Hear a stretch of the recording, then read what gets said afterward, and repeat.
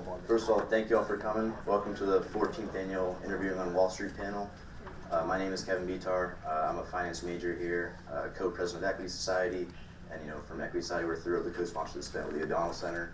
I'd first like to thank the alumni for coming down from the Villanova Financial Club for coming down and taking time out of their day to speak today. And I'd also like to thank the O'Donnell Center for helping us set this event up. I know as a freshman through junior, this is one of the events that I look forward to, and really helped me in my professional development career. So I hope you all can get some out of it and enjoy it as well. So without further ado, I'd like to kick it off by passing on to Dean Russell, and let's get it going. Okay, thanks. I don't think I need a mic, but I just wanted to say welcome. This is a very special and important event to us. But we want to certainly thank our panelists for being here. We really appreciate your time. We know you're really busy in your careers and as alums and as a current student, so that's fabulous. But the Villanova University Financial Club, it has really done an enormous amount in partnership with us at BSB and then of course the O'Donnell Center. And so yes, those are all really our great partners. I must say that this is my second year, so I've got a chance to meet all of you as dean. And one of the things that I heard probably the most when I first got here was about this event and how special this was. And I know I think we were just talking about the fact that I came last year and it was probably like my second week that I was here and got to see some of the event, and I understand why it's such a special event. I also want to say that our the financial club has done so much for us in terms of really connecting students to internships and to jobs. So every chance you get, thank them for the work that they have done. Because for me, as a dean, I travel a fair amount. In fact, I'm traveling the next 2 days, and part of that's New York, New Jersey, Connecticut, etc. But in terms of Wall Street, we have such great connections. And it's not just, that our school knows about it. A lot of business schools know that we have these really strong connections. And so for them to be able to continually hire our students as interns, provide advice to you, mentoring to you, is really special. So please make sure you're continually thanking them for that time, because they are probably amongst the busiest amongst in terms of their jobs. But I have heard a lot about, from people in Wall Street saying, when I look at hiring people, I look at the Villanova people first, and then I look for, other people. And people have specifically told me that, and I'm like, wow, that's like the best thing I could possibly hear as a dean, that you're hiring our students and you're making them first. And I think part of that is because you guys are really proactive and you attend these types of events. So I want to thank all of you for being here, because it just shows great initiative. And then you're blue and white, or you're well dressed, so that's awesome. But you're our brand ambassadors. So congratulate yourselves for just taking the initiative to come out, because I know you're all really busy as well. But take advantage. You're going to hear some great things. I think we heard that jobs are not, the kinds of things you do is not always the same year after year, and so you're going to get some great insider information. After this, there's of course the reception. That's really important. I know you have a lot of other competing demands, but I would say take the time to do that, because once again, these jobs, a lot of it is who you talk to, who you connect with, who you build relationships with. And so our Villanova University Financial Club has graciously come back. A lot of people are here, they're setting up to be able to spend that extra time with you in terms of the reception. So you're going to learn a lot here, you're going to be at that reception. So I think that's just going to be fantastic for you all. And this is one of the key strengths of the School of Business, is this connection here. And with that, I want to turn over to a person who has been doing this for 12 of those 14 years, Todd Sullivan, who might seem scary and imposing, but he is really a fantastic mentor and has done a lot to build our brand. And so we really appreciate you coming down again and being with us to kick this program off. So I'm going to turn it over to you, Todd. Thank you, Dean. Thank you, Dean Russell. I'm going to start with, first of all, I'm going to thank all of you, because certainly for me and for about half the panelists who've been at school a couple of years, you all have made us look a lot smarter than we actually are. This is a lot harder school to get into now, and it's a lot harder school to graduate from now than it was when I came here. I didn't go to VSB. I was in arts and sciences. How many arts and sciences in the room? Good. Guys, there's lots of jobs. And specifically and you can talk to Lauren afterwards too, look for non-VSB. And there's nothing wrong with VSB. But no matter what we do to you guys, you apply for the jobs anyway. We actively go out and look for the engineers and arts and science majors also because I want a little diversity of experience, diversity of education, diversity of idea. And so those of you who've been through SBI or other things and found a liking for the business, there definitely are careers outside of just finance and accounting majors. So good news for you. I do want to thank you guys. This is a phenomenal school. It's a phenomenal school because you've made it a phenomenal school. You have raised the academic standards, you've raised the level of achievement for the school, and trust me, I had a lot of fun for 4 years, and you've all made me look really smart now, which is great. We're going to go through a deck tonight, which will be available to you if you signed up for this program tonight through Handshake. If you didn't, reach out to the Clay Center and get the information you need so they can get your contact details and get this deck. I'm not going to cover every word or every page of the deck. It will include a lot of things about how to prepare for the interviewing process. I'm going to try to get you a high level on how it works, what you should expect, the timelines you should be working to, and what you can expect in each of the different types of careers that we're going to spend a couple of minutes going through in the beginning. But more importantly, I want to get to the place where my panelists up here get to talk about both their experiences in the interviewing process, because some of them are involved in recruiting today, and for a couple of them, they've just been through this, right? So we have a couple we have interns, a couple of recent grads who've just been through this and can tell you about the experience they went through, the couple of different experiences they've had, the different types with different companies, different types with different fields, so that you have an idea what to expect going into this. And the second half of the deck, which I'm going to spend very little time on, it's really a resource for you, is what do we look for as interviewers? How do you relate those things that will tell you we're looking for, the things you might have done on campus? All of us are Villanova alums, so we know the kinds of things you've done, and so we tried to map some of the skills that we're looking for to some of the experiences you've had on campus and ways you might sell yourself to a recruiter. And then the last step is types of questions and things that to expect in an interview. So I will ask each of the panelists to introduce themselves after I go through the beginning here, and I think with a little bit of snippet of who you are, why you're here tonight, what you did here on campus to help the students understand to whom they should point specific questions about different types of careers, different types of recruiting and interviewing process. Is that fair? This is me. I'm going to talk to you now a little bit about what financial institutions do and how you can generically break up the businesses and how we identify them. And so when you think about, I want to go work on Wall Street, well, what does that mean? What are the types of businesses that exist on Wall Street? What are the types of divisions within the big banks and within the big financial services firms? Often I will meet students, not typically at Villanova and not who've been through this program, but I will meet students who say, oh, I want to be an investment banker, or I want to be an iBanker. And I say, what does that mean? And they go, I don't know. And it's usually because either somebody told them they should be in investment banking, or somebody told them that's where you make a lot of money. What I'm going to try to do tonight is explain a little bit of the differences and point you in the right directions to go out and find out a lot more, okay? So, global financial institutions, what do? So, investment banking, which I'll take you through in a second. Private banking or wealth management, so that's what sometimes is called the retail side of the business. The investment banking being the institutional side of the business. I'll walk you through what those differences mean. Asset management, which is where you directly manage people and institutions' monies. And then shared services, which is this middle of the Venn diagram.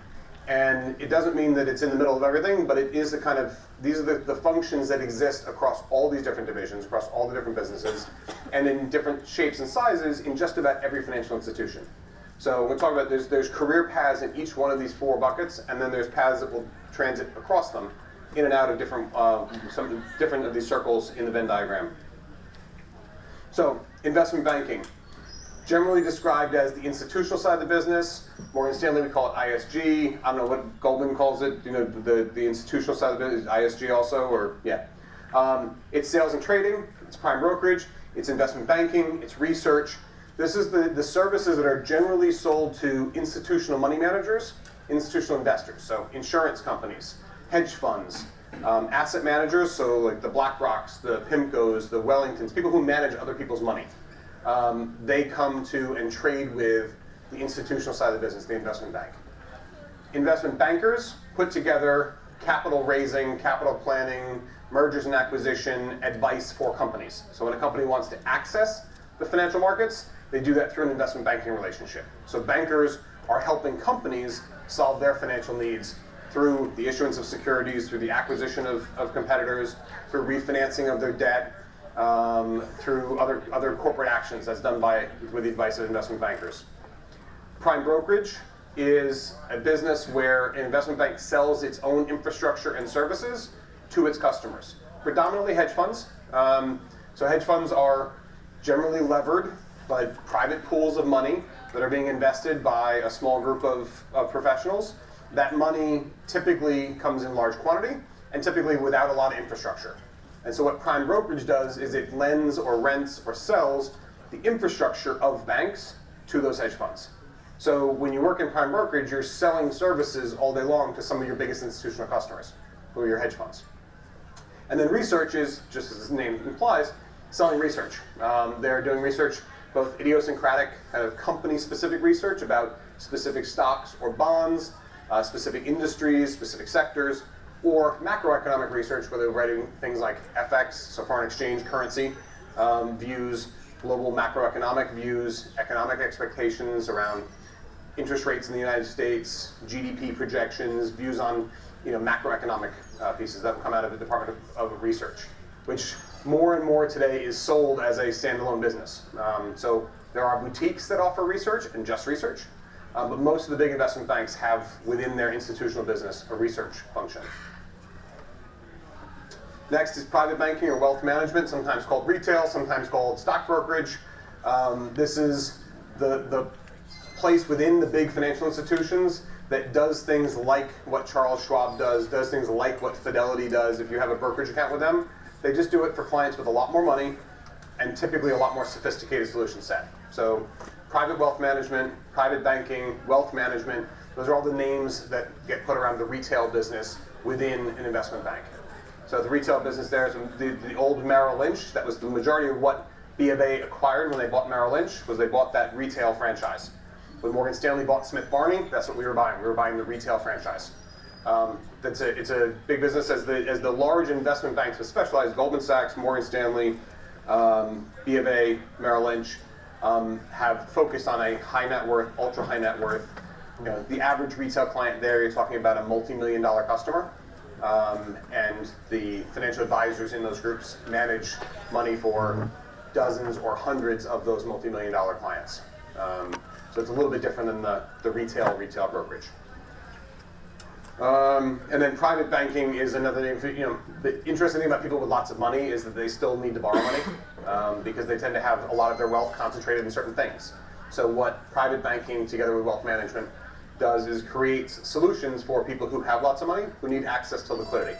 So if you're Larry Ellison as an example and you've got a couple of $1 billion tied up in oil stock and you want to buy a sailboat, which he's want to do from time to time, private bankers will find solutions for that where they can come up with a loan that works with the multi-billion dollars worth of stock he's got in his portfolio as collateral against the loan so you can go buy a new sailboat.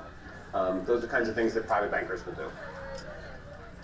Asset management is, so when you think about mutual funds, endowments, pension funds, private family office that will have large amounts of money and they want to invest it, they'll go to an asset management business and find either hire a fund manager, somebody to invest their money for them, or come up with portfolios of alternative investments or funds of funds, things like that, for those assets to be invested in. Specifically, Austen works in that business now at Goldman and can talk to you a little bit about the business and ways to think about what would make you want to be in that business or be successful in applying to that business. Shared services, as I implied, it covers everything, all the different divisions of our bank, and just about any other financial institution is going to have some mix and version and flavor of these services within their institution. So not are all as big as some others, but the things that come in here are legal and compliance, finance, operations, technology or IT, human resources, sometimes called human capital. These functions all exist in every financial institution. Sometimes they're aligned to specific businesses, sometimes they're in a shared central pool, They do typically not report or exist in the individual businesses that make money because they are support services or control functions for those businesses. But there's give you a relative size equivalence. The fixed income sales and trading business at Morgan Stanley is about 1,500 people globally, give or take. Operations in Morgan Stanley is about 6,000 people. It's about 4 times the size of the sales and trading business and fixed income. Now, those are probably 2 ends of the spectrum for big businesses, in that ops covers operations for wealth management, equities, fixed income, financing, capital markets and syndicates, in addition to fixed income business, and fixed income is just one asset class. But it does show you that when you think about job opportunities, career paths, ways to get into this business, there's a lot more than just sales, trading, and banking. And if you're coming out of, and this is just reality, coming out of Villanova, we don't feature prominently in most sales, trading, and banking target school recruiting trips. Right? So we started a pilot this year with sales and trading and fixed income at Morgan Stanley to bring Villanova on board. Last year I got 3 students into Super Days, one of which got a job offer. In operations, we hired between interns and full-time analysts last year. 7 that started in August. Yeah, so 3 interviews, 1 job offer in sales and trading, 7 starting their full-time analyst jobs a month ago. So sort of scale and show you the difference between opportunities. If you're looking to get into the bulge bracket banks in New York, you're going to have to look beyond investment banking, sales, and trading. Now you can pursue those too. Just understand if you want a probability of success, that increases dramatically when you broaden your scope. I'll show you a little bit here. So this is a breakdown of the hiring for 2017. Full-time analysts in New York Metro for Morgan Stanley. I don't have stats for all the firms, but this is the one I know I can get easily. IBD does hire a lot, investment banking. We hire 91 new analysts. We have a high washout rate. It's a really tough program. We do target Ivy League schools and MIT, and that's where we're going first. We hired 91. In operations, we hired 97 across New York Metro. Technology hired another 85. Company, which includes HR, and I believe it's got legal and compliance in there too, another 80. GCM, which is our capital markets business, another 30. Equities hired 31, fixed income hired 28. Between the 2 sales and trading businesses, we're only at 60. Right? Operations hired 100. So give you a view. I'm not pitching, although I spent most of my career in operations. I'm not pitching a career in operations. But know that if you want to have opportunities in financial services, look broader than sales, trading, and banking.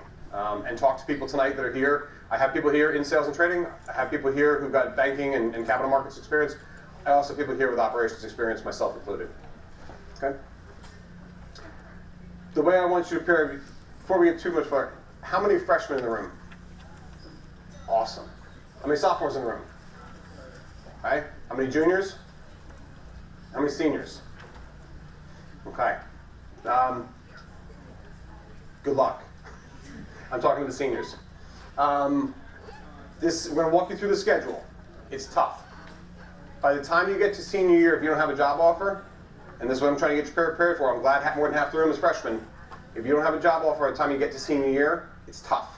It's not impossible, it's tough. You're going to look for things that are going to be more non-traditional. You're going to ask a lot more questions, you're going to do a lot more networking, because you're going to need to find back doors and side windows and different ways to get into places to talk to people. You're going to use your alumni network like you never thought you could. For the freshmen and sophomores, this is awesome. This is why we built this program, to get you guys started now, to understand the timeline and the schedule, and it changes every year, and it gets faster and faster every year. So, your freshman, sophomore year, do well in school, okay, first and foremost. The days of getting a career start like I did, because I had a family friend who got me an interview for an internship, it's really tough. It's not impossible, but it's really tough. If you don't meet certain quantitative thresholds, you're not getting exceptions made for you. So, do well in school. Learn and network, right? Talk to people, do events like this, talk to alumni, talk to friends, talk to, bigs and littles in Greek life, talk to people you know through clubs and activities on campus, talk to people that you've met who've done internships, figure out what it's like, what they did to prepare. Talk to alumni, talk to your family friends, talk to your parents. If you have parents, have friends that are in this industry, network with them, figure out who they know, what they can do. Those of you who like to take notes, go ahead and take them, but if you're going to get this deck, so you'll have all of the information. Build your resume experience. Think about, and when you look through this deck, when I talk about, we look for leadership, when we look for teamwork, and we look for responsibility, look at the activities that we list, the things that might be relevant activities at Villanova, and think about other things you've done in your life, and if you want to add to them, freshman year is the time to be doing it. Find ways to add things to your experience that are going to help you get prepared to be able to talk about what you've done to exhibit leadership, what you've done to exhibit responsibility, what you've done that demonstrates teamwork. Practice interview. It's not natural. It's not comfortable. It's not easy. You will learn to talk about yourself really well. It's not natural. It's not the way, and certainly not the way most of your generation interacts today. You don't have face-to-face conversations with lots of people where you talk about yourself for 25 minutes, right? Where you respond to questions that are open-ended, and you come up with a 3 or 4 or 5 minute answer for that. I say this with some authority because I have children, and I watch them, and they do lots of texting and lots of not interpersonal relationship. And there's nothing more intimate than sitting across the table from somebody for 30 minutes and have them ask questions about you, where they've got a sheet in front of them that tells them a lot about you, and they're going to just keep asking question after question after question. Practice it. It has to become natural, or it's going to be really hard for you to do it, and it's going to be hard for you to sell yourself in your best way. When you get to your junior year, this process starts full speed, frankly, before you start your junior year. Okay, the internship interviewing schedule kicks off, I guess I'm out of the microphone, kicks off in the summer of your going into your junior year. So figure your timeline is, by August, you should know what your deadlines are. Right? Before August starts, you should know what your deadlines are, because some of the resume drops will be before you come back to school in your junior year. For sophomores leaving, before you leave here at the end of your sophomore year, have done your ideas of who do I want to be applying to at the end of the summer. What do I need to do in order to apply? What does the application process entail? Do I have to write anything? Do I have to have transcripts? Do I have to do stuff that, by the way, when you call here in the middle of August, it's harder to get things like transcripts and official grade reports and things like that out of the school. If you need that kind of stuff, get it before you leave in the springtime, or get it as soon as grades are posted for the spring semester. When you get your internship, which you hopefully interview for in the fall of your junior year, that internship will be a job the following summer. It's not just the job, although most of them pay. It's also a 10-week interview. What we have, most banks have found is that 10 weeks is a phenomenal opportunity for us to observe you in a place where you can't be practiced and composed and the way you want to sell yourself like you could for the 22 minutes that you talk in the interview. Right? It's 10 weeks. We put you under some pressure. We make you work with people. We give you a real job, and we see what you do. Right? You're on an interview for 10 weeks. We're watching you. You're also trying us out. You're seeing if you like the job. You're seeing if you like the people you work with. But it is a 10-week interview. So treat that internship just like that. And the deal and the goal of that internship is to get the job offer at the end of the summer. So I found out that although we give our job offers in August, some, like BAML, make some people wait. But by early fall, you've probably got your job offers, which I got to tell you, for the seniors and the recent grads who've been through this, it's really fun to come back here with a full-time job offer. Kelly's takes on a whole new meaning and value when all you have to do is graduate because you finish the process. As a senior, please make sure you graduate. Make sure your GPA doesn't drop below whatever the threshold is that will allow you to keep your job offer. In most cases, it's 3.0, so be careful. Don't get too excited senior year. So the timeline I want you to think about is learn and investigate companies in your sophomore year. So for the freshman and sophomore year, start thinking about, do I want to be in New York? Do I want to be in Chicago? Do I want to be in Boston? Do I not really care? Do I want to be in a big bank, or do I want to be in a boutique shop? What does that mean? Let's start asking questions. Talk to people, network, learn. Reach out to alumni at the companies you identify early. Right? There are 1,800 living alumni. I think that's, no, 118,000 living alumni. I think that's right, 118,000 living alumni. An inordinate amount of us working in financial services. Right? Reach out to them. Find them at the companies that you want to go interview with, or find the ones you know and go talk to them. Ask them questions about their career, ask them questions about the process for getting a job, ask them for references to people that you might go talk to who've been through this recently. When students come and talk to me, I can give you a little bit of career advice, but the reality is I've been out of school and out of this process for so long the most valuable thing I can do for you is introduce you to one of my recent hires. Right? Introduce you to a Villanova student that's been with me for a year and a half, who just went through this process. And I got lots of them, right? That's what you want from alumni referrals. You know, when you're a freshman, sophomore, you know, go figure out what these people just did to get the jobs that you might be interested in the future. Know that the schedule is accelerating. It's the summer before your junior year. They're moving up quickly, and we're going to talk a little bit about the different formats for interviews. Some of those interviews are moving to the virtual world. They're going to Skype and video interviews first round. Some of us still do on-campus first rounds, but some will do these alternative formats. We'll talk a little bit about that. Austen, I think you got some experience with Goldman, who's done some more progressive interviewing skills.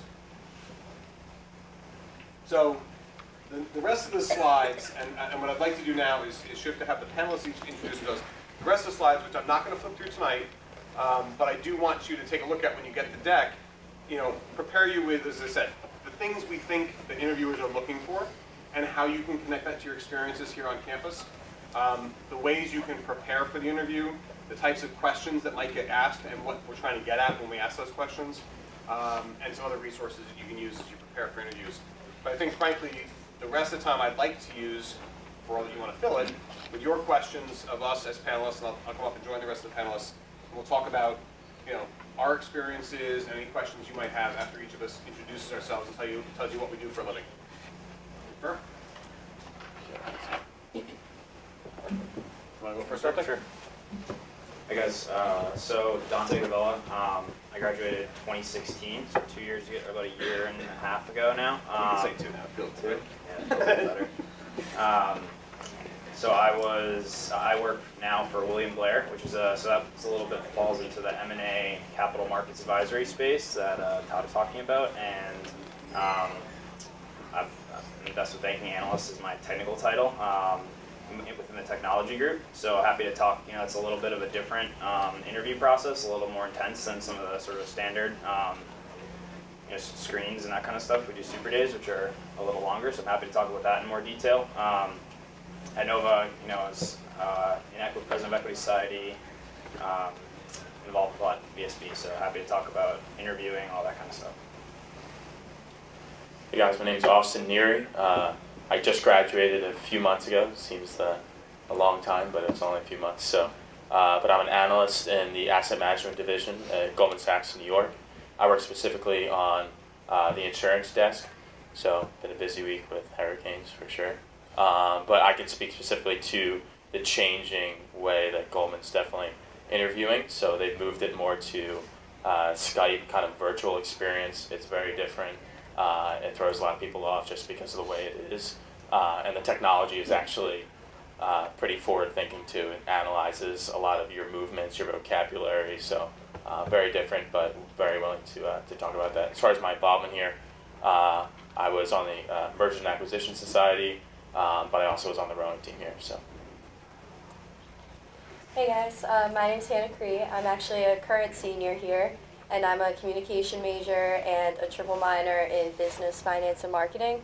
And then this past summer, I interned at Bank of America Merrill Lynch in their wealth management department on a team of financial advisors.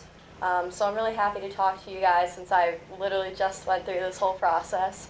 You know, it was a great experience. I also studied abroad last fall, so I went through the whole interviewing process while abroad. So I'm happy to talk about that if any of you are planning on studying abroad or you know, anything like that, because it's definitely something that was a great experience but can be stressful with interviewing.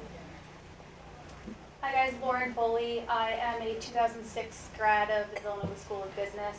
I work at Morgan Stanley within operations.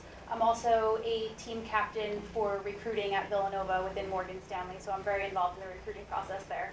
I spent the first 10 years of my career at Bank of America, also in operations.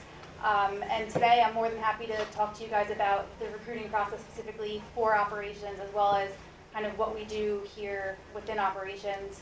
And also if you want to talk about mobility, moving companies, I've done that as well. So looking forward to chatting and getting some interesting questions. Hi guys, Bramante. I graduated Villanova in 2010, VSB. I've been at Morgan Stanley for 7 years. I'm a vice president in fixed income sales and trading. I started Morgan Stanley in finance, and then I worked in investor relations, and then I was the chief of staff for the CFO. So I've been in a variety of different jobs over my 7 years. When I was at Villanova, I wasn't in any of the business societies, but I was involved in Habitat for Humanity, and I led a trip. I was involved in orientation, and I was involved in Blue Key, and I held a job on campus, which shows you can balance both. So you can ask me anything. I just recently interviewed for a new job, so I'm not as fresh as them, but I learned how to interview all over again. I guess the part I skipped about myself is I'm a 1995 graduate of Villanova, College of Arts and Sciences, political science major. I didn't know what a bond was when I started on Wall Street, but I got an internship summer after my junior year, which, as I said, my father got me connected with somebody who would get me an interview, and it worked. That led to a full-time job offer, and I would say the first couple of years of my career were kind of by accident, but it turns out I loved it, and I'm pretty good at it. And I'm now a managing director at Morgan Stanley, and I run risk management for our fixed income sales and trading business. So I moved out of ops after about 22 years last year, and I'm now in fixed income. Who would like to start? All right, so Austen, tell us about the robo-interviewing. Okay. Like, how's it work? Sure. Okay, so my year was actually the last year that they did the traditional process, but I actually helped someone who went through the process last year. So the way it works is now for the first rounds, instead of someone coming to campus here and they're doing kind of like a face-to-face as they normally would, you go through a process actually called Hirevue. So it's usually about 5 questions. These questions are usually behavioral. So for those who aren't familiar with that, it's mainly just asking you about, can you tell us about your resume, tell us about who you are, kind of expand on you as a person. Nothing really too technical. However, the system is technical in the way that it acts. So when you are recording, so you get 30 seconds to prepare your answer, and then 2 minutes time to actually say, give your answer to the system. But on the back end of things, the way it's analyzed is they take a look at your vocabulary, how many times you're blinking, your body language, what you're wearing. So I know it's kind of daunting the way that sounds, but in all essence, they're actually just trying to scan in a way that more that a human can't. So they're trying to look at you in different aspects. Are you a person that I guess they would relate to being a potential leader? Now, they're not expecting anything far from, anything close to perfection, obviously, but they're looking for just something beyond what, a normal person interviewing would be. So my best advice for that, and this is what I told someone last year, is it's very different to look at yourself, speaking and via video. So I'd say record yourself saying these questions or answering these questions about your resume, and then watch yourself. What are your tendencies? Do you blink a lot? Do you scratch your eye? There's little things that you don't even realize that you do that are really significant in that 2-minute time span. Because if you think about it, they're viewing you through the lens of 10 minutes, but it really does give you the chance to, expand on who you are, give kind of, a full breath feel, and so it's definitely trailblazing in the way it is, but don't feel daunted at all. Any personal questions too afterwards, I'd be more than happy to answer. So. And do practice, because even if you think you know what you sound like and you know how you look when you speak, you have no idea. And it's completely unsettling the first time you see yourself on video played back on how you answered questions, how you responded to things. You might think that you never use the word like as an interjection. You might think that you never and you'll find out the first time you videotape yourself that it's every other word, okay? Those things take practice and time to break as habits, so you don't want to find out that fall of your junior year is the first time you realize that that's the way you speak, and it shows up in every one of your video interviews. Now, you probably won't have a ton of them because there are companies that still come do in-person interviews, but recognize just because you can't see the videotape doesn't mean the interviewer isn't seeing the exact same things that the software picks up on.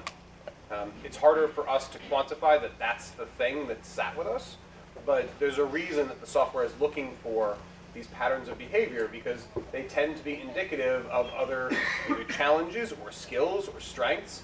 And so finding out what those things are that play well and practicing how to do those will be helpful. Finding out those things that don't play well and figuring out how to eliminate them from the way you perform will actually be helpful. Yes? Hello, my name is Rudy. I'm a junior here at VSB. Thank you all so much for coming and speaking with all of us. So I know part of going through the interview process is failing. So I wanted to ask, what is an example that you have where you feel like you failed and then it turned around, or just an example of a real life situation like that? Thank you. Sure. So in my junior year, did on-campus interviews. I got invited back for a second round, sales and trading at Morgan Stanley, fixed income. And obviously the first round of interviews was very behavioral, so it was things that I was knocking out of the park, questions about my resume, my experiences at Villanova. When I got to the super day, I got a lot of questions that were more like brain teasers. And I got one that was asked me probably 5 minutes into the interview that I spent 25 minutes then trying to answer and did not answer by the end.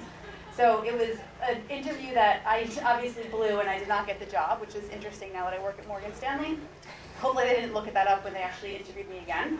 But what it really showed me was, really deep. I had no idea what I was walking into. So obviously I didn't get the job, but what I learned from it was be really prepared if you have opportunities like you're taking now to understand what the interviews are going to be like, what the formats are going to be. Take advantage of them. If you get questions that you don't know, don't sit there and try to pretend that you do, or sit there and try to think of an answer. Either try to walk through what your logic would be if you were trying to derive an answer, or just flat out say, I'll come back to you or I'll get you an answer after the interview, and basically ask them to move on to something else in a nice, subtle way. But that was definitely a failure for me in terms of my interview experience. Obviously, I ended up getting a job and I was fine, but it was one of those things that from the beginning, sometimes you just have bad days, and I wasn't prepared.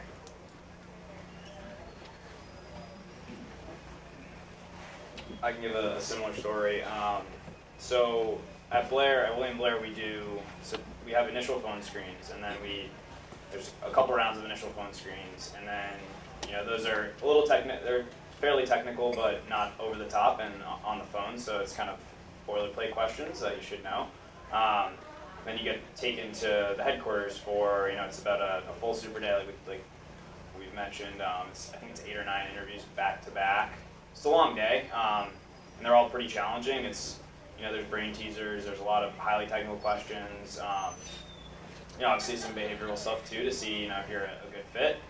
And so, I don't know if Blair does this anymore, but they used to have a trick that they did where basically you had 8 interviews in the morning, and then you went to lunch, and then you had 1 interview after lunch. And so I had my 8 interviews in the morning. It was tough, but I did really well. I was confident. I went to lunch with these two analysts at the time.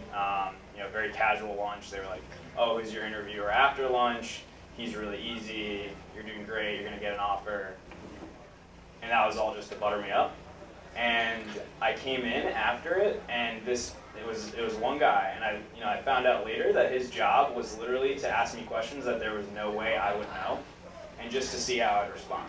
So I sat there, and this guy asked me extremely highly technical questions that you would just have no way of knowing unless you actually worked in banking. And I just kind of sat there and said, "Oh, I actually haven't come across that in my preparation, but I'd be interested to learn more." And I basically just kind of punted on almost all of them in a way where I tried to sort of say, "I don't know that, but I'm not going to tell you straight up that I don't know."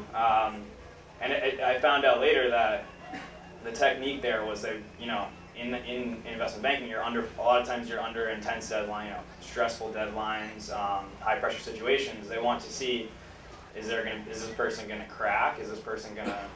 And I've probably given away Blair's trade secrets now. So Trust me, it's still just as rattling every time it happens. yeah. But yeah, so basically they wanted to see, is this kid gonna crack? Is he gonna freak out? Is he gonna break down? Or is he sort of just gonna roll with it? And it was an interesting technique, but I certainly left the interview thinking, I was on that plane back, I was like, oh, well, it was a good first part of the day, and then blew it in the last interview. So it's, like I said, it's good to fail, and it was something that I carried with me as a good lesson, and not to get too rattled when you don't know something, because that's not the end of the world. It's also not a bad reminder that a little bit of humility goes a long way. That's right. You do really, really well for a while, and then all of a sudden, I'd say one of the things I say when I speak to our new analyst hires, I usually spare the interns, but when they come back as full-timers and they've got their job and they're out of school and they're in that paying back loans mode, I remind them all that through most of their lives, and this is true for all of you now here, right? You have all, probably with very few exceptions, been above average your entire life. That's how you got here, right? You did really well in high school, and you got into the school you wanted to get to, and now you're here and you're doing well in school and you're considering a career in one of the most competitive industries that exists. And for those of you who are successful getting jobs and you come to work for us as new analysts, you will have always been in the top half your entire life. And it is a statistical certainty that from that day forward, exactly half of you are below average. And it will be, for most all of the people I give that message to, the first time in their lives when they are below average. But half of you in the room, every time you walk into it, have to be below average for the room. So it is that moment of humility, that moment of, holy shit, I'm not good at that, is a really valuable lesson. Learning how to take disappointment, failure, criticism, whatever you want to call it, learning how to take that and pick yourself back up the next day and do it again is an incredibly valuable life skill. Right? You're going to face decisions at some point in your life that don't feel good and that didn't feel like that's what I wanted to do. Some of these interviews, and I think, Dante just gave us a great example, Lauren gave us a great example, some of these interviews will help prepare you for that. It is something you will experience in this process, but they're not life-ending. They're not career-ending. They're not opportunity-ending. They're just learning experiences.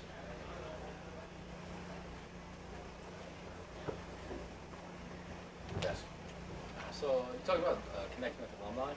So how, as like a freshman and sophomore, how do you connect with alumni? So you do like handshake, or should you do like research and then reach out to them and say, hey, like, I'm a freshman, sophomore, I'm just looking for more information. Is there a better way to do that, or is that a good way to start? You guys have views or thoughts?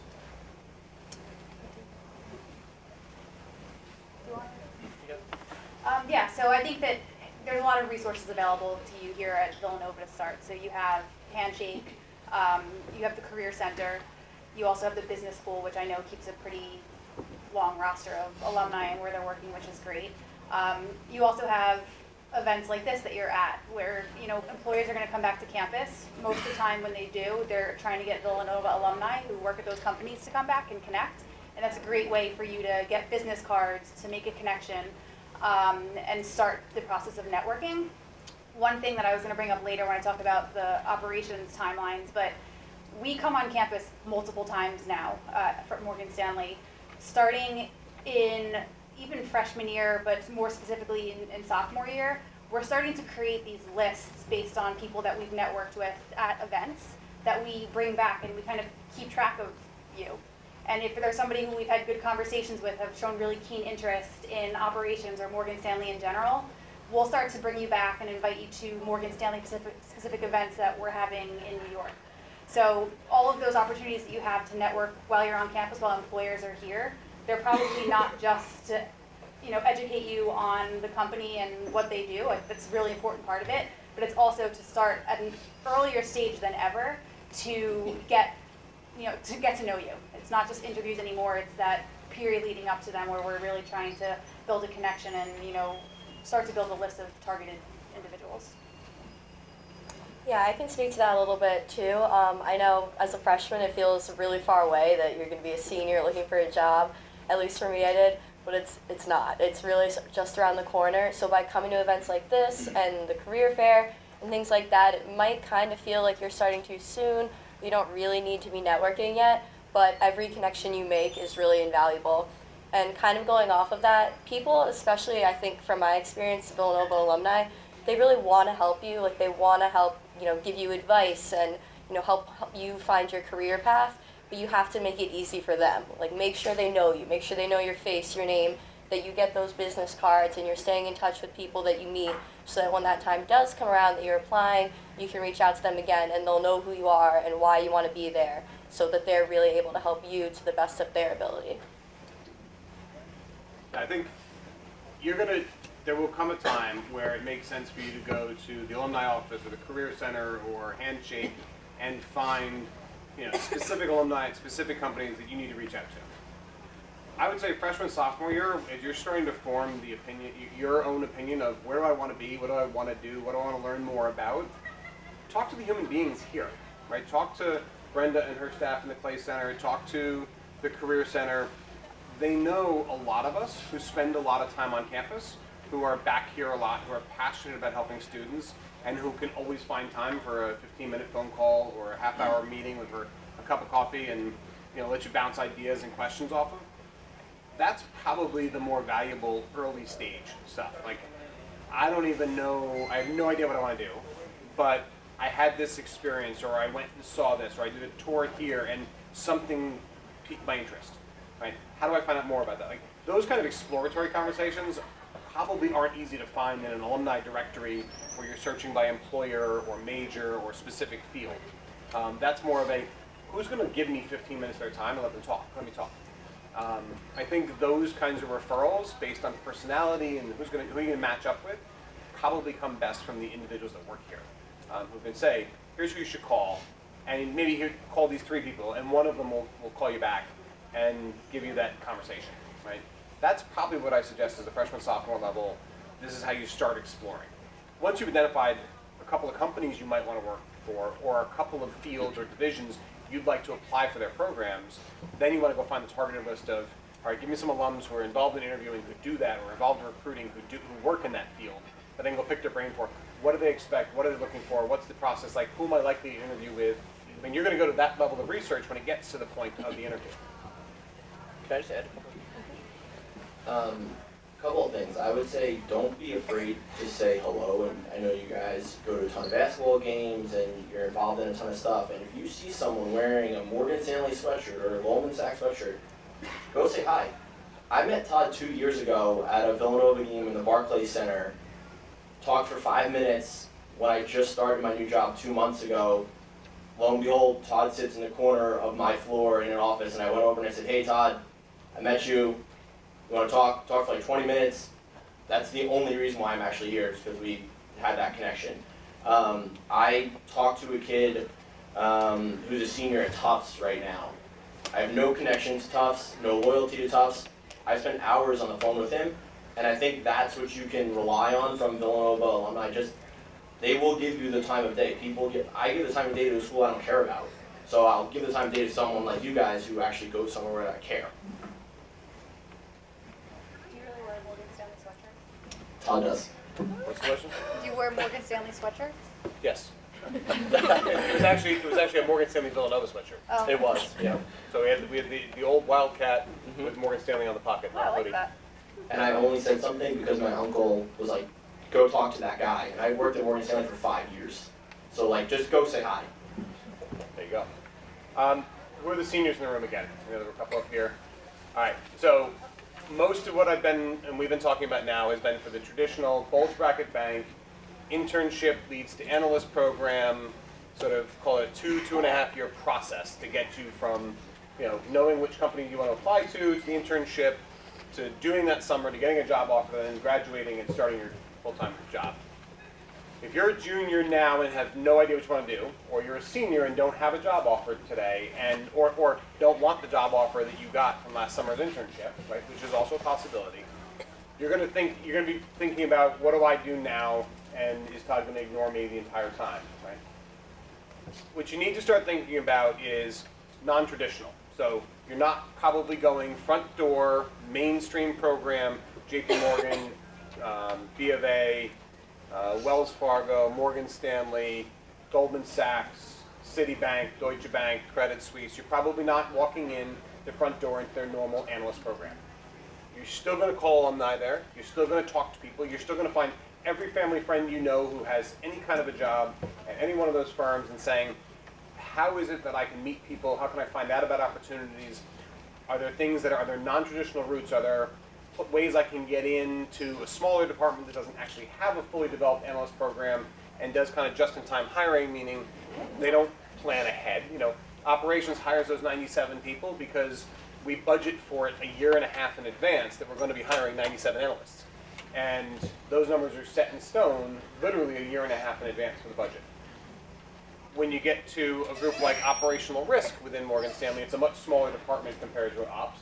They don't have a formal analyst program, and they have some senior influential Villanova alums that work there, and so they create opportunities, right? Every year they hire 1 or 2 Villanova students, right? Those people typically get hired in their senior year because they come to campus and they meet a couple people and they call the career center and the clay center and they say, you know, give me some people who slipped through the cracks. Give me some people who are really good, who woke up in the summer of their junior year and said, shit, I want to work in finance. That's how those candidates get matched up with those opportunities. But know that there's a couple of dozen Villanova students who are looking at each one of those jobs, right? So you're going to have to go after lots of them, right? You're going to find boutique shops. You're going to find sort of, this is not a qualitative thing, but it's sort of size, quantitative. Tier 2 banks. You're going to find boutiques. You're going to find Canadian banks, regional banks, smaller savings and loans that have a capital markets business. You're going to find, you know, fifth. You're going to find, or fifth third rather. You're going to find, you know, banks based in Chicago, and you're going to find, you know, not the New York money center banks. You're going to find that next set of, you know, $150 billion in assets, not trillions of dollars in assets, right? You're going to find that next tier of bank and figure out where their smaller program is. Some of them you're going to find, you know, energy boutique banks down in Houston or Dallas that are, you know, that specialize in a specific industry. The ones down in Georgia and Atlanta who specialize in healthcare and you know, that industry. You're going to find ones in, you know, Jersey, Philly area that specialize in pharma. You're going to look for things that are outside of the New York money center banks because you're going to find programs and opportunities where they're thinking about their hiring for June of a year in like January of that year, right? They're not thinking a year and a half in advance, they're thinking a couple months in advance. And you're also going to get your head around, I might have to do anything May, June, July, August after I graduate, and then come in the fall when, guess what, people still quit. Jobs still get, you know, openings come around.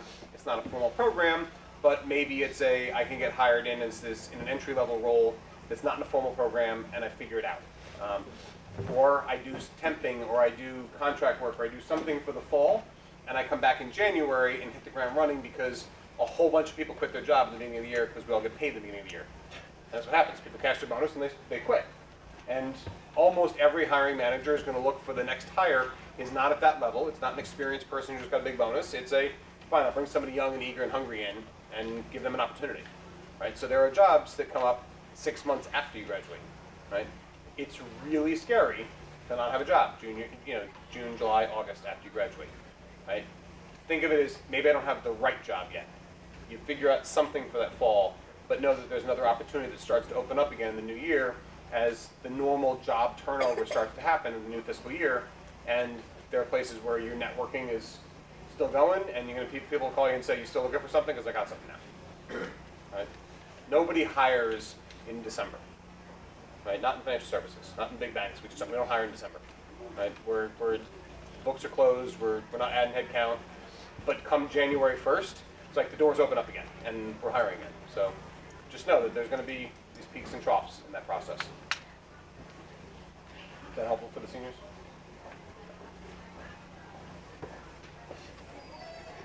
Questions?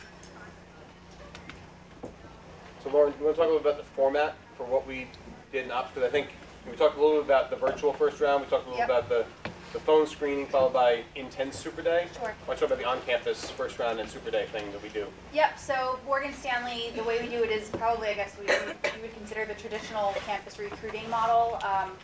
Your resumes get submitted through Handshake, or that's at least what gets used now. They're reviewed, and then we select a group of individuals to interview on campus. So we would bring probably 4 people from Morgan Stanley to campus to conduct interviews. You'd meet with 2 individuals the first day.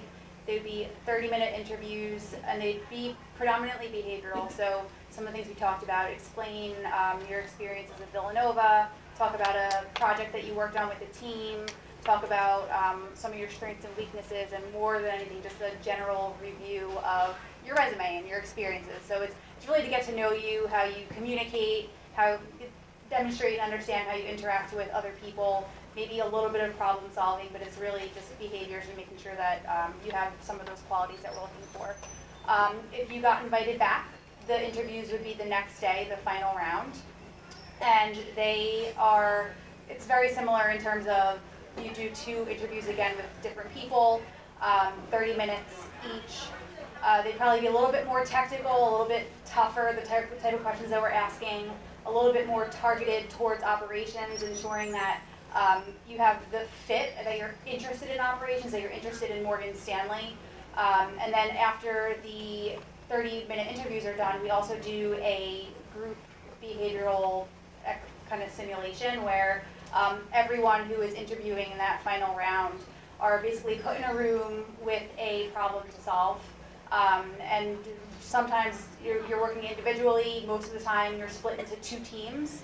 And it's a really good way for us to observe how you interact, who takes a leadership role, who kind of is the one who is confrontational, and believe it or not, it happens a lot. You could always stand out and see, there's always 1 or 2 in the group that tend to cause problems. You wouldn't think you'd want to cause problems in your final round interview, but it ends up happening. And that's a really good way for us to see how you would potentially interact in a group setting that you'll be in every day when you start your career. So everything is done on campus in 2 days. It happens really quickly, and that's basically how it works. And offers go out pretty soon after that. Yeah, the format for sales and trading is a little closer to what Dante talked about. We do a virtual or phone-based first round, so it's usually some alumni talking to the students, screening through the dozens of resumes that we get. In many cases, it's, in some cases, many dozen resumes we'll get. Trying to find people who we think are going to be able to compete in the Super Day. The Super Day is I'm going to bring people up to New York to our headquarters building. They go through a series of a mix of professional to technical interviews. If you're a math major or an engineering major, you're going to get paired up with somebody who actually is a quant genius, and they're going to start asking you math questions. And it's not specifically that they want you to accurately answer every math question, but it's how does your brain process big numbers quickly, high pressure, can you respond, do you get the right order of magnitude, how do you dissect a problem that's difficult to do. And then they'll have some professional fit, like, do I want to sit next to you for 14 hours a day, right? Because the reality is that's what life is like in this business, is you literally sit as close as you guys are sitting, maybe a little bit more personal space, but for 12 or 14 hours a day. And so a big part of the interview process is, like, we know you're smart. You went to Villanova, you graduated with a good GPA, you studied a real course load, you did well in your SATs, you've done well in grades, so like that part's easy. It's, do I want to sit next to you, right? And it's why, to Lauren's point, the group exercise we do in ops and the assessment that happens throughout the Super Day in sales and trading is a lot about how do you behave when you're working with peers, right? How do you behave in a setting where we're all sitting on top of each other, and if you're the one who makes it difficult every time, you're not getting the job offer. If you're the one that can work cooperatively with people, even if you don't love the outcome, but you can come up with, okay, look, this is the direction we're going to go, let's go, here are my concerns, but I hear you, let's work with it and move. Like, those are the types of people that we can basically teach everything else we do to them. Right? There are parts of this business that are difficult, that are intense, that are intellectually challenging. But I've been doing this for more than 20 years. We're not putting people in orbit. Okay? We're not separating conjoined twins. Okay? It is not rocket science. Okay? It requires you to be intelligent. It requires you to be able to think quickly and clearly and articulately, but it does not require splitting the atom. Okay? So the intellectual drain on you is not going to be so extreme. What is can you work with people in a high-pressure environment for long periods of time without becoming an ass?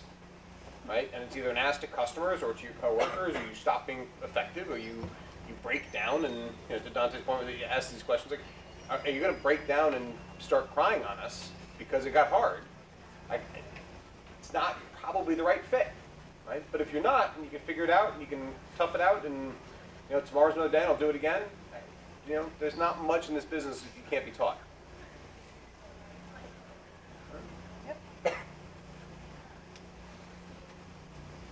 Yes. This is Diana.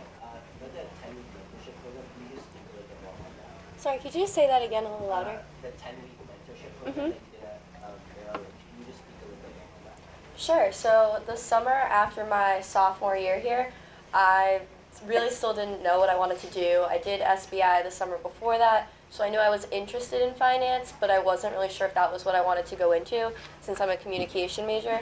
So I sort of balanced it out by I did a part-time internship at a television production company and found this 10-week mentorship program with Merrill Lynch that was really designed to give liberal arts students really a comprehensive understanding of finance. And what it really taught us was how to interview for a position in finance. And because as a liberal arts student, unless you really make the effort to come to things like this and put yourself out there, it can be, I think, kind of difficult because you're not necessarily learning all the exact same technical things. So it was a really great experience because I think more than anything else it taught me how to market myself as a liberal arts major, because you do have a lot of strengths and great characteristics, but you might, I think personally, some of the questions I got were almost sort of tests to see, okay, you're a communication major, do you still know this? Things like that, are you still going to be able to do this job effectively? So for me, it was a really great opportunity, and it actually helped lead to my internship that I then had this past summer. With the connections I made there, I was able, and I met a lot of people, loved the company culture, so it helped lead to the internship that I then had. So it was a really great experience, and something I would definitely recommend to everyone. Any kind of mentorship or externship or anything like that you can find, definitely just go for it, apply for it, and try to do it, because the more people you meet, the more companies you go to, the more experience you get, the better off you are, really.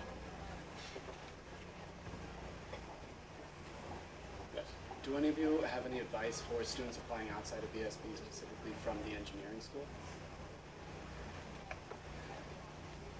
Don't be hesitant about applying. That's number one. I think there's definitely jobs for you in the financial services industry, as Todd mentioned before. In terms of the skill set that you have, when you're going through interviews, make sure that you demonstrate that fact pattern that engineers somehow have a way of learning throughout their their education, and talk about how those skills are transferable. So you may not know exactly what you're going to be doing in your exact job, but you obviously have a certain set of skills that you've learned in your major. It doesn't even need to just be engineering.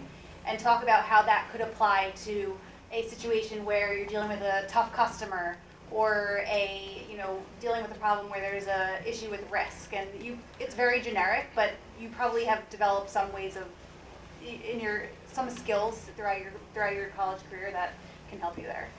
That would definitely be number one. I would say number two is like I said, don't think it's a detriment. Don't come in there saying that it's a negative, that you're interviewing for a company that's potentially all business majors. I would say that when I interviewed, I had no idea what I wanted to do. I had no idea what operations was. And I think that going in with an open mind as to the types of roles that you could be doing is definitely significant and important. Yeah, just to give you some perspective too. So for my incoming class, about 50% of the kids were arts and sciences or engineering. So if that gives you any kind of insight, they're hiring very much so on the outside of finance for sure. So. For those of you who are not business majors, if somebody asks you, why should I hire you? You didn't study finance, you didn't study accounting, you didn't study management. And trust me, I did not have the confidence to say this when I was in your seat, but I'm telling you, you should come up with a way of making this your story and say it, is you should hire me because I didn't study finance and management and accounting for 4 years. I'm going to attack the problems you put in front of me differently than the person who spent 4 years here in Bartley. Okay? It doesn't mean that I can hire 100% arts and science or 100% engineer. Right? I need people who have studied finance because they understand the models we use, they understand the rules for accounting.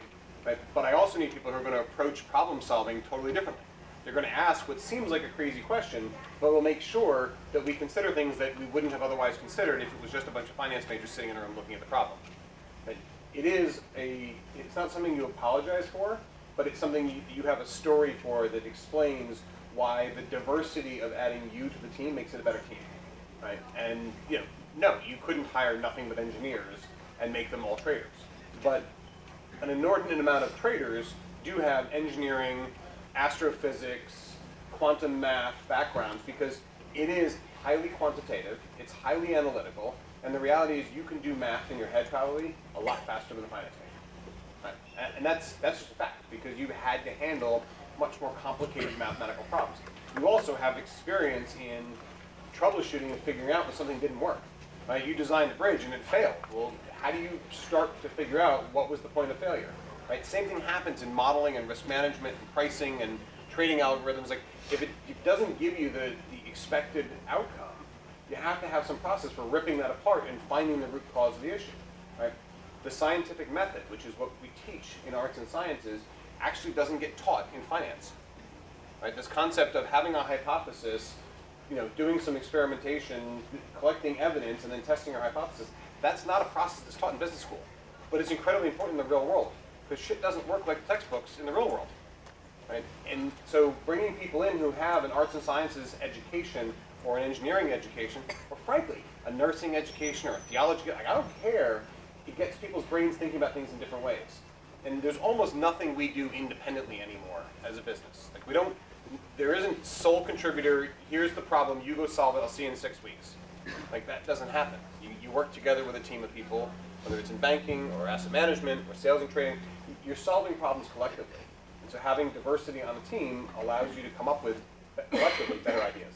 The other thing I just wanted to add to that was, so I was a business major, and I would say, and this is not to knock on the business school because it's fantastic, but a lot of the roles that you're going to be interviewing for, you're not even going to be using the stuff that you're learning in the classroom. So that kind of puts you on a level playing field. Unless you're in some very targeted finance role, maybe you'll do some modeling type stuff. A lot of the stuff that you learn in your textbooks and through your professors is great and it's important, but it's not going to be what you're doing in your day job. Before I took a single accounting class or finance class. I went back and got my MBA at night, and that was the first time I took finance or accounting in my life. You can figure this stuff out on the job. I'm not telling you it's not hard. It is. And it is intellectually challenging. It's why I've been doing it for more than 20 years. But it's stuff you can learn on the job, and you will. Like, some of it will seem familiar if you study finance here. But a lot of it, you're going, oh, wow, now I understand why we were being taught that. I had no idea how to apply it. Now I do. You'll learn a lot. We've got time for a couple more, and then I want to make a couple comments about prep before we... Can you speak to us a little bit more about what you actually did during internships, what type of responsibility you had, what type of training you received on the job while you were interning? Sure, I can start with that since I just finished my internship this past summer. So I interned in wealth management at Merrill Lynch, which is part of Bank of America. And basically what I did was I personally worked on a team of financial advisors.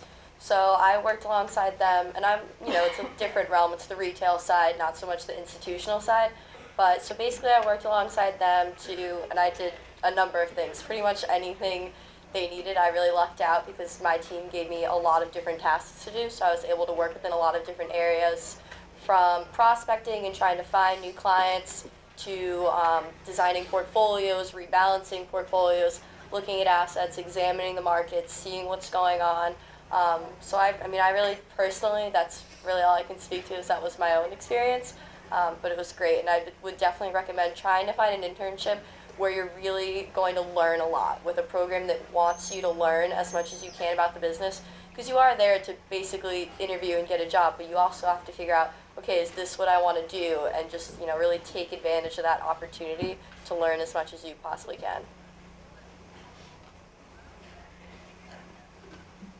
I can speak a little bit to that too, because it was recent. But so I interned in the same group at Goldman that I wound up getting a full-time offer at. But as far as my day-to-day now compared to what I did during my internship, I can say it's pretty much the same, except for now I'm actually talking to clients and actually interacting with them more so than not. During the internship, I was a fly on the wall for most things, which is great because it kind of prepped me for what I'm currently doing now. So wherein I was in the meetings, but I was there in more of an observing role, now more of a participating role.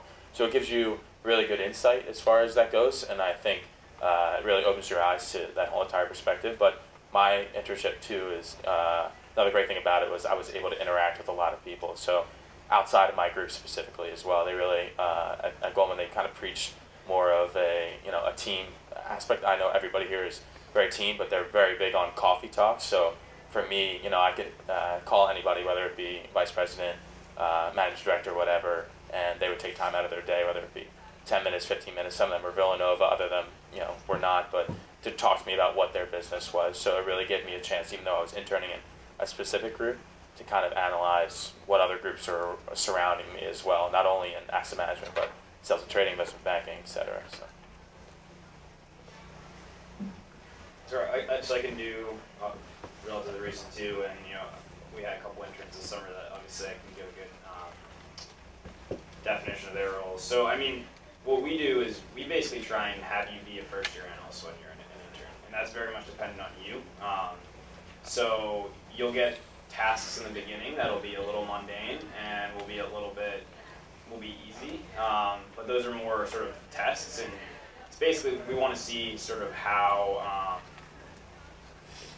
are you reliable, are you someone that we can trust, and then it's basically the role is what you build it to be. So as the summer goes on, you'll get more and more meaningful work, and like Austen said, you'll start doing the very same things that you'd be doing day to day as a first-year analyst.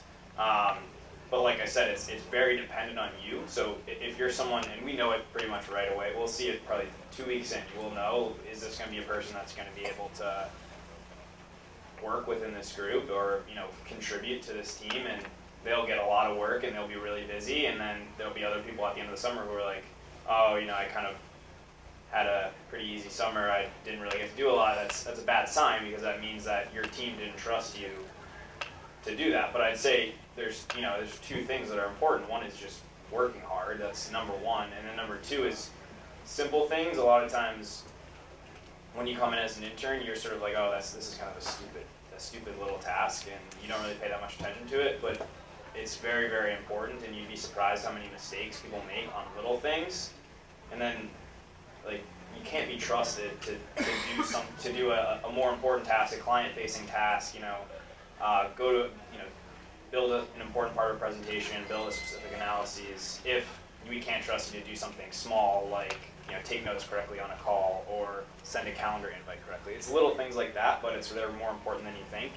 And it's so I view, like, when you go into an internship, view it as a job. View it as this is absolutely an audition for a job. And I think sometimes that people think, oh, I'm here to learn, but you're also there for us to learn about you. So always keep that in mind, and don't be naive about that, because you're constantly being looked at and sort of judged as you're going. So it's important.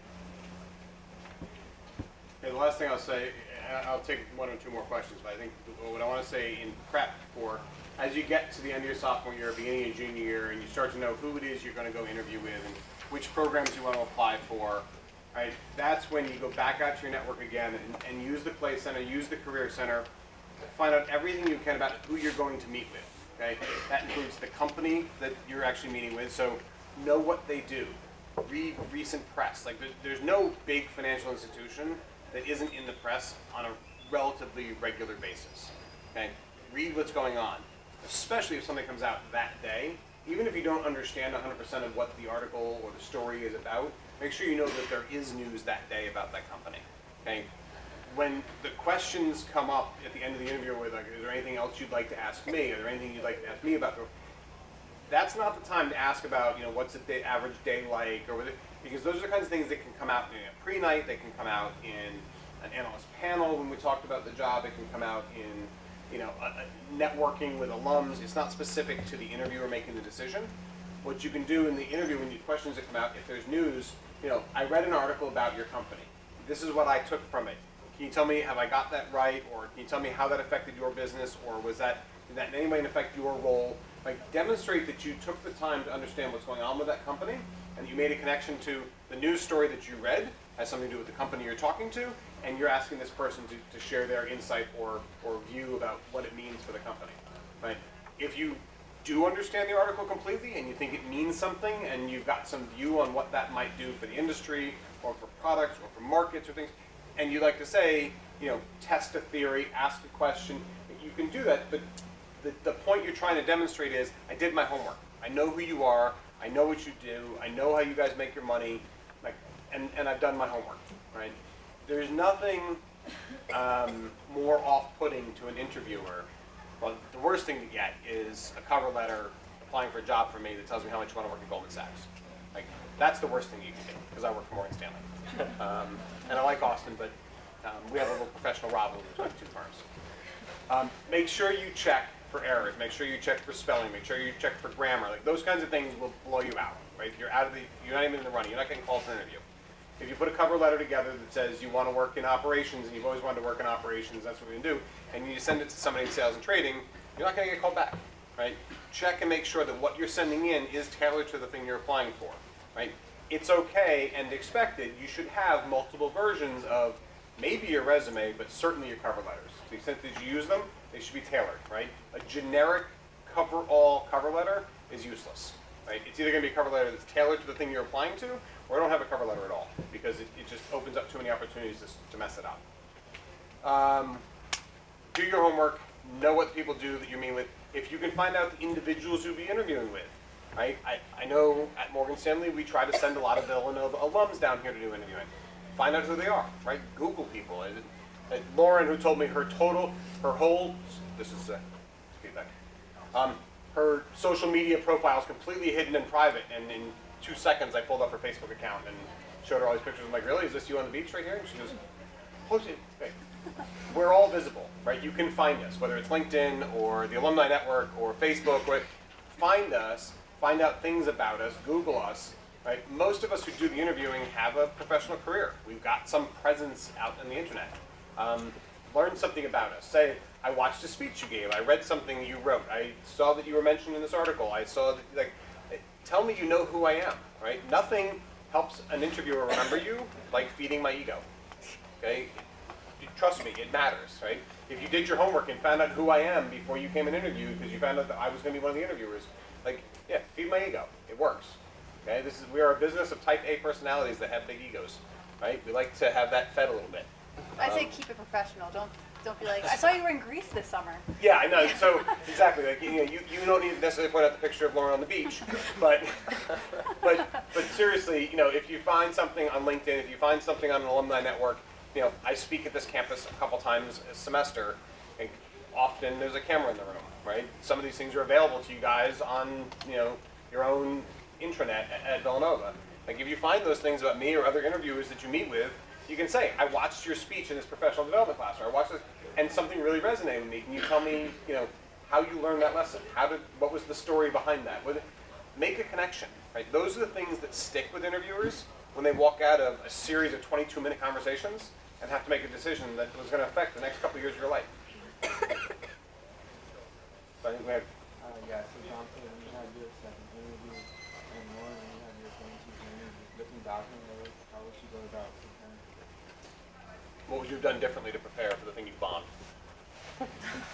So I mean, for me, probably nothing, to be honest, because that was the goal of it, right? Was I wasn't supposed to know it, but I mean, I think technically, there's a lot out there in terms of preparation. There's the Wall Street Oasis, Vault, and they all have all these different guides that are tailored to investment banking, sales and trading, ops. They're tailored to specific jobs, and I mean, I think a lot of people have access to them. If not, I think it's $50 or something. But it's $50 to purchase a guide, and then just sit. I just remember I just locked myself in a room in Bartley and for a Saturday and just I think studied, and I just put them on note cards, and then I never kind of looked back in any of my interviews. I always felt comfortable. But I mean, if you think about it's like a $50 investment for that preparation and kind of that for what a job that could pay you, a lot more than that, obviously, right? So it's technically, I think that's one thing that is under your control, in my opinion. I think you should go into every interview feeling as though there's not a question that that's going to stump you, and that's very much under your control. You're in college, you have tons of time to prep, you have plenty of days to do that. I think Villanova kids are actually pretty good with that, that I've seen. I think people are pretty diligent. But They're now. I don't think they were when I was maybe, here. now I think they're a lot better. But like I said, don't leave anything up to chance. Have a cheat sheet with you. I'm sure you're taking the train somewhere. You're taking a flight. Have something that you're flipping through in the cab on the way there. It's just little things like that you'll sort of get in the interview, you hear a question, and the best thing you can do is you get into an interview, hear a question, and it's something you've prepared for. It's an incredible feeling because you're like, oh, I'm gonna knock this out of the park. So just don't leave it a chance. That's my biggest advice. Yeah, for me, I would say it was definitely preparation, right? It wasn't about necessarily the content or knowing about the company. It was more about understanding what the format of the interviews were going to be. So if I had thought about the fact that I might be faced with some type of crazy brain teaser going into it, I probably would have reacted differently and maybe had a better sense of composure as I was trying to answer it, even if I didn't know the answer. So it's all about just preparation in all the different ways possible, not only content and knowledge about the company and what you're interviewing for, but also the format and what to expect from the interviewer. And with brain teasers too, just breathe on those, because a lot of times it's something that they just want to see how your mind works. They want to see how you think through it. So don't just immediately get nervous and panic and blurt something out. Just take a second and try and actually step back from it and think about, because the brain teasers are tough. Like, Yeah. There's not really a you way could ask to the prepare. question, how many golf balls fit inside of a 747? Yeah. There isn't an answer. Right? They're not looking for 2.7 million. Like, that's not the answer. The answer is, how does your brain work? How do you dissect a problem that doesn't have a solution and come up with a way of making sure we understand, like, what is the order that your brain goes through to dissect this otherwise unsolvable problem to come up with something that can be turned into a mathematical formula that can be solved? Right? How do you do that?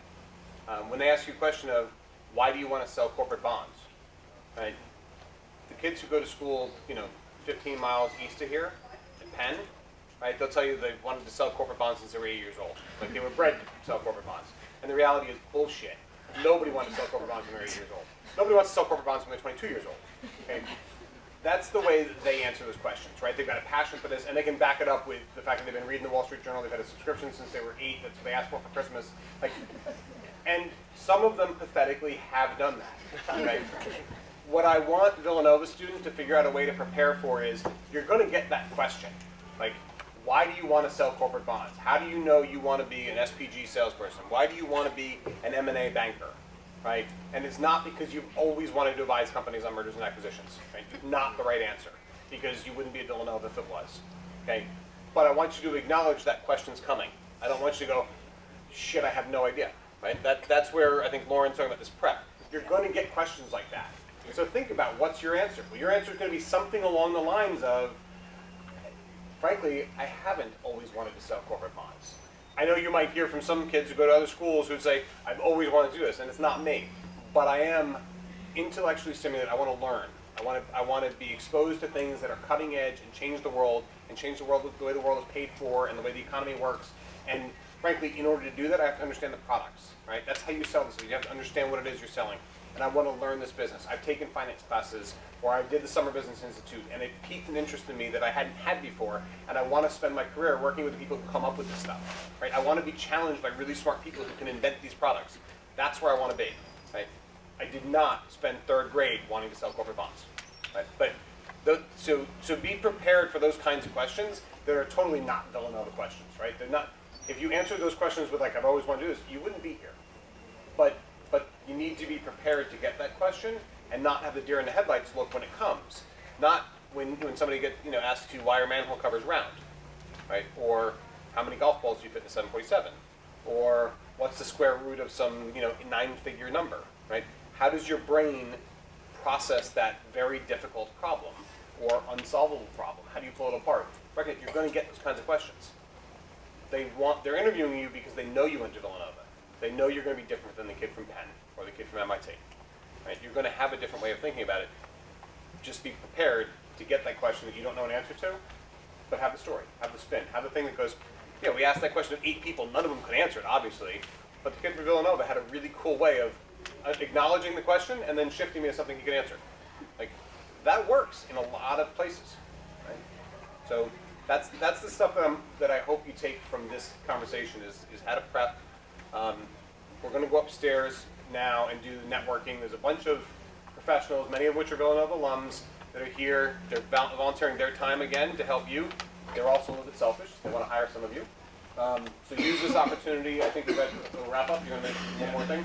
And then we're going to go upstairs and meet with the professionals. Everyone just please join me in thanking Todd as well as the other alumni that took time out of their busy schedule